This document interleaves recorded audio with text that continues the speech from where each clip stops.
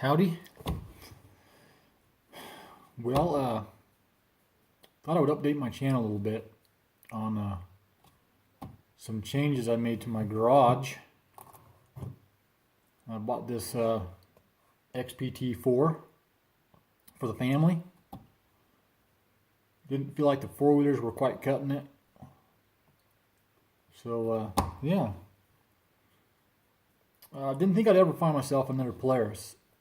I had a 2012 Ranger, utility, 800, gutless. Really, I mean, there wasn't nothing fun. I mean, it was fun if you're going over rocks and through the mud, and it was kind of fun, but it wasn't fast. Had a lot of problems with it. Seen other people with Razors and Rangers and four-wheelers have problems with their machines.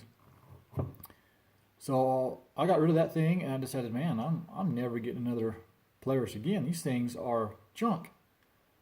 Breakdown, weak axle. I mean, just everything's weak. Terrible quality control. I think Polaris has got a long ways to go. I think they've improved on like the 17, especially 17 and up models.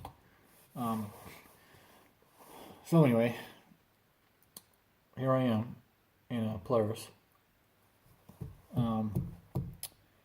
So as some of you guys know, I had a 16 Grizzly and a 17 Can-Am Renegade, and I have traded both of them off for this thing. I just didn't feel I could keep, both of them and paying for a $20,000 side-by-side. And honestly, I wasn't really happy with either one of those machines. This thing is nice because I can pack the whole family in it. I don't have to worry about if the wife is struggling back there on the four-wheeler, if she's tipped over, if the machine's broke down. I don't have to worry about that. The kids are more comfortable. My wife's more comfortable. I'm more comfortable. We pack a cooler in the back with their stuff. We got a bag in there. We can pack about whatever we need, and we're pretty comfortable.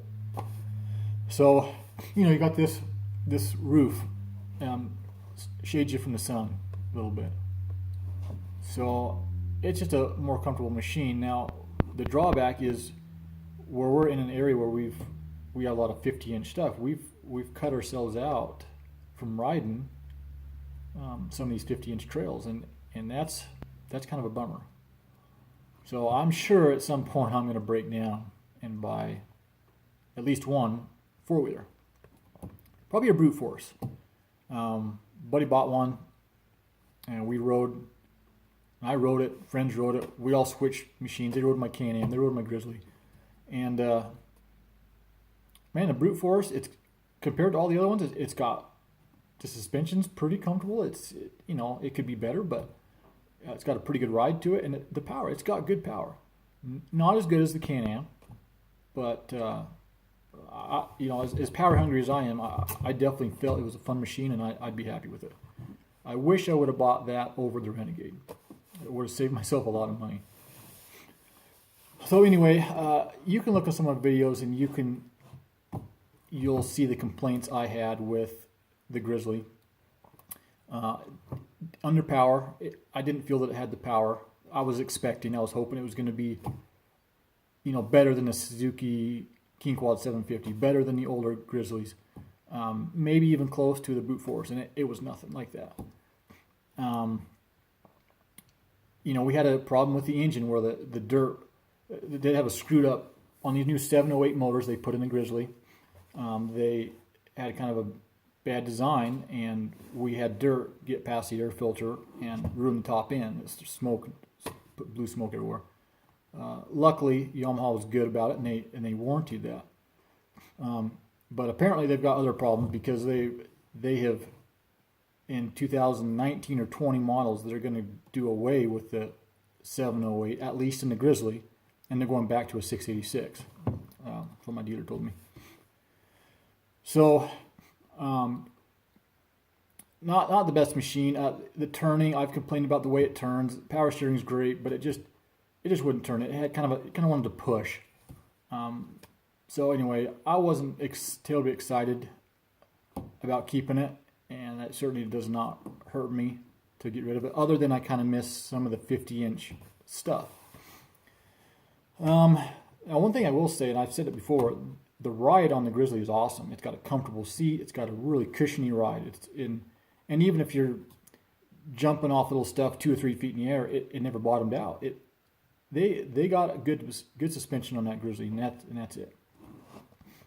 So anyway, the Renegade, fun machine. It had a lot of power, and it was fun to ride. But the suspension sucked, in my opinion. I could never get, it sucks. I paid a lot of money for that, and it rode rough. It shook me all over the place, and I made tons of adjustments, tried tons of different theories, watched videos, read reviews, and talked to a couple of suspension places, and I was not going to get that suspension the way I wanted it.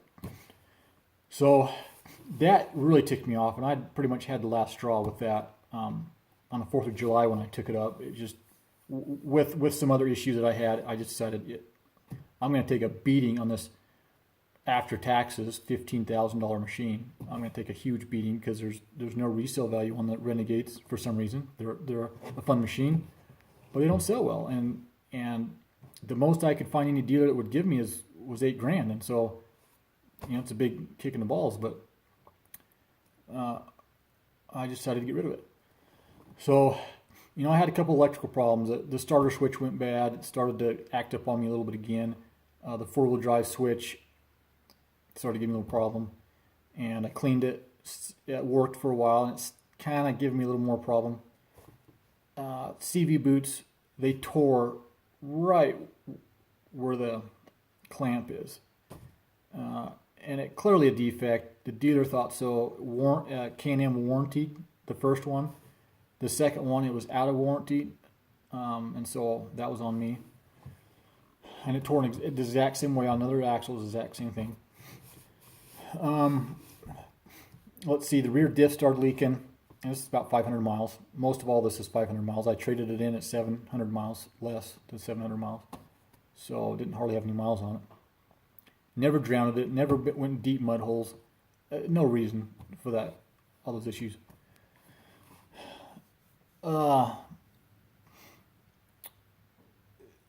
Then after, so I get the diff sealed up, right where the shaft comes into it from the tranny. It goes in there, and that's where it was leaking.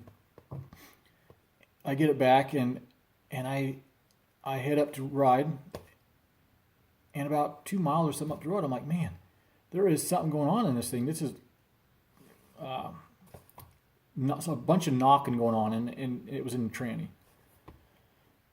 Now, I don't know if the dealer did that. They just did the rear end. Maybe it was the way they did the drive when they put the drive shaft back on. I don't know. It seems kind of funny that I didn't have the problem before. I take it to the dealer and then I have a problem. But maybe it was just coincidence. Don't know. But anyway, I get that fixed, and now I've got a tranny knocking. You give it the gas all the way and put some pressure on it, it goes away. You start to let off, and you going down a hill or something, and you just do a little bit of throttle, it would clatter and knock like crazy. Now I put, I don't know, 100 miles on it. I said, screw it. I've come up 3.5 hours to ride. I'm going to ride this dumb thing. Now, I didn't quit, but and the problem didn't get worse. It was just kind of there and stayed that way. So, by that time, I'm like, man, this thing is just giving me more problems than I feel I should have. And the suspension sucks for my taste. It's rough riding, and I'm not the only one. I got my wife riding it. I've got friends that have rode it, and they would all say the same thing. Oh man, the power's great, nice machine, comfortable seat, but man, the suspension sucks. This is rough riding. So I just had it, and anyway, got rid of the Grizzly, got rid of the Renegade, and have bought a Polaris Razor, and can't believe I'm sitting in it, but here it is. And for a long time, I didn't want a 4-seater, even though it was better for the family. They're long, and in some situations, you're doing 3-4 point turns because they don't turn. Actually, they do turn. The steering's pretty good on it, but it's just because they're long. They take a wider area to turn. So I didn't want that, but finally I realized that it's just better for the family, and quite honestly, I really like it. We'll see how everything holds together. I'm concerned if the thing's going to hold up and if it's going to be like my Ranger or what I've seen in the past. But so far, it's good, and I'm happy with it. The power is good. Even for a 4-seater with the wife and kids in the back and a cooler, it's got good power. It's a fun machine. I am enjoying it, surprisingly. Haven't done much to it. We did get a tune. It cost me $350. Took it to a guy, and he put a tune on it. I don't know what the horsepower is because he didn't actually dyno this machine. I may have him dyno it later after I do some exhaust or something. But so I don't know what the numbers are, but you definitely feel it. Even my wife in the passenger seat was like, "Man, this seems to have more," and it does.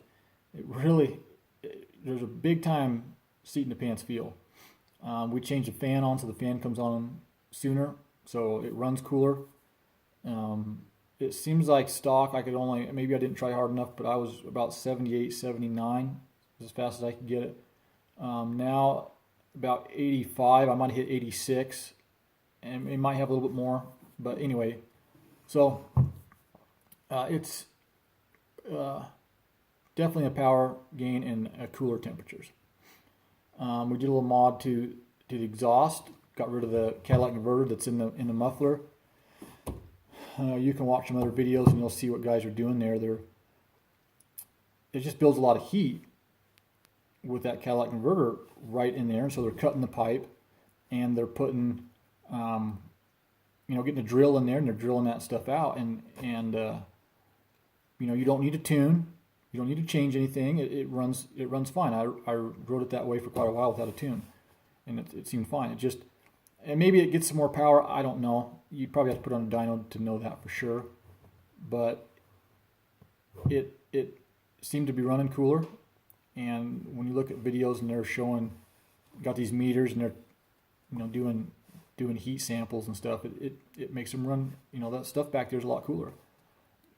So anyway, we did do that. Well, I guess I'll kind of show you a couple things on it, but it's pretty much a stock machine. I haven't done a whole lot to it, but it's coming. Just need some more money to fly my way. Alright, so no ride command.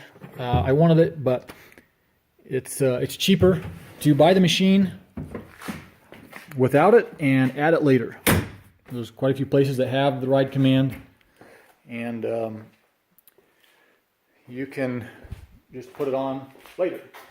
And I think in a 4-seater, the only model that has it, if I'm not mistaken, is the Dynamics.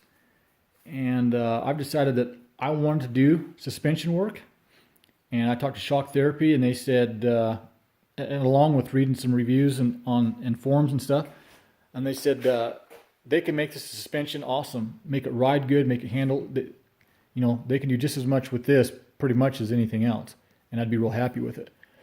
So I decided that I was better off to do that, have the suspension worked, than buy the Dynamics. And the Dynamics really doesn't ride any better. I've been in them. My buddy's got one. I don't feel there's much of a ride difference. And if you're going to work them anyway, if you want it to ride as smooth as you can get something to ride and handle bumps good, you're going to want suspension work. And it's not going to matter which machine you get. It's just the Dynamics is going to cost you a little bit more. So I didn't get the Dynamics. I didn't get the ride command, but I think the ride command's coming because, I thought, well, hey, I can use my phone. My phone can track my ride and I can use it. Well, the problem is when you're using a GPS and map system, your phone goes dead real quick, and you're having to grab it and hold it. It's getting dusty. If you got it put up somewhere and you're trying to watch the map and you get some, I don't know. I mean, I guess you can put it in this little compartment down there. Possibly, I didn't really try that, but you can't charge it in there. So, and as fast as it goes dead on those systems, you're gonna have to have it charged in the whole time. So, I'm thinking that doesn't work too well, and it's nice to have the radio and a touchscreen navigation, everything just built in right there. So I think I'll get that later, and like I said, it'd be cheaper to do it that way. Bought these Polaris fender flares while we're at it. They might look a little goofy, but they really help in keeping the mud, water, and whatnot off of you and the seats. So did do that. Definitely keeping them on there.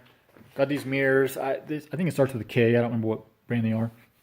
I like them because they were tall, but they don't stick out far enough, and you can't see around the machine real good. So I won't be going back to those when they break and I have to get something different. We got these, I don't know, you might say they're gay, soft things.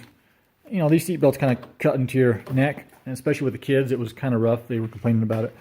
So there's just Velcro, and we put those on. So they're cheap from Rocky Mountain ATV, and they actually have a good purpose. So anyway, as you watch some videos, you'll see the catalytic converters in here. Now don't try what I tried. I figured since there's a plate here, I can cut a big hole in the exhaust and put the plate back on. Nobody will know. But with a big hole, the way that it's made inside, you can't get in there and break out this catalytic converter.